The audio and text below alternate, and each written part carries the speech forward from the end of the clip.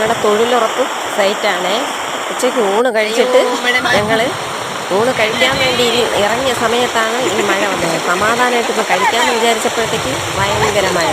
ഇനി എങ്ങനെയോ 2 പറ്റെടുത്ത് വായിലോട്ട് എറിഞ്ഞു. അത് മാത്രമേ അറിയാവൂ. കൊണ്ടേ കൂട്ടാനൊക്കെ അങ്ങനെ ഇരിക്കും, ആസ്വദിച്ച് കഴിക്കാനൊന്നും പറ്റില്ല. മഴയാണെങ്കിൽ തീരുന്നൊരു 3:30 മണി വരെ നിർത്താതെയുള്ള മഴയാണ്. പിന്നെ ഈ ടാപ്പ കിട്ടിയതുകൊണ്ട് ഞങ്ങൾ രക്ഷപ്പെട്ടു. അതിൻ്റെ അടിയിലേക്ക് ചുരുണ്ടുകൂടി എല്ലാം കൂടി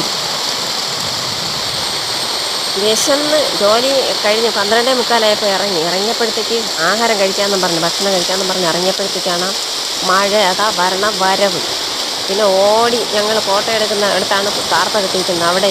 അവിടെ എത്തി ചോറെടുത്ത് പെട്ടെന്ന് കഴിക്കാമെന്ന് വിചാരിച്ചപ്പോൾ മഴ എടുത്തതറിയിട്ടി എല്ലാം കൂടെ കുത്തിച്ചൊരുങ്ങി. ആ കൂടാരത്തിനകത്ത് 20 പേരും ഇരുന്നു അഡ്ജസ്റ്റ് ചെയ്തിരുന്ന് 10 ചോറ് അരി അവിച്ച് കൊണ്ടുപോയി അതിനെ എങ്ങനെയോ വായിക്കകത്ത് എറിഞ്ഞുകൊണ്ട് ഞങ്ങൾ നല്ല മഴയും നല്ല കാറ്റും തൊഴിലുറപ്പ് സൈറ്റും. ഈ തേങ്ങ ഇന്ന് കിട്ടിയതാണ്, എൻ്റെ വീട്ടിലെ തെങ്ങിൽ നിന്നാണേ.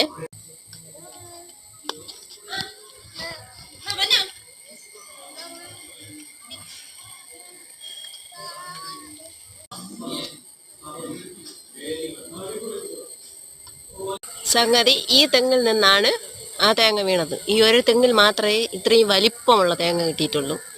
ഒരു കപ്പ തെങ്ങെന്നാണ് പറയുന്നത്, എനിക്കറിയില്ല. അതിന് പൊതിച്ച് നോക്കുമ്പോൾ അറിയാം. ഈ തെങ്ങിലാണെങ്കിൽ ഒരു കൊല നിറച്ച് തേങ്ങയാണ്.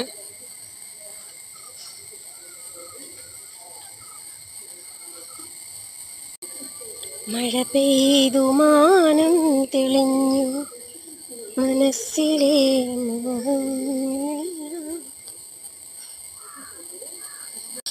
നിനക്കുണ്ടോ എന്നെ പോലെ പറയുവാനരുതാത്ത പ്രിയരഹസ്യം.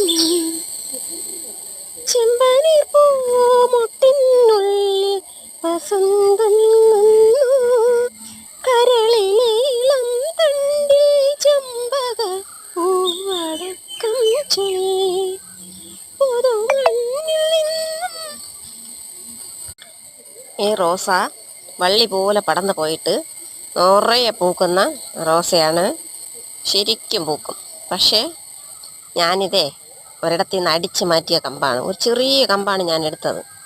അത് ഇത്രയും അതിനെ ഒരു കുഞ്ഞിനെ നമ്മൾ എങ്ങനെ നോക്കും അതേ സൂക്ഷ്മതയോടെ ഞാൻ നോക്കി നട്ടുപിടിപ്പിച്ചെടുത്തതാണ്. എൻ്റെ ഭാഗ്യത്തിന് പൊടിച്ച്. എനിക്ക് അത്രയും ഇഷ്ടമുണ്ടായിരുന്ന ഒരു റോസയാണ്.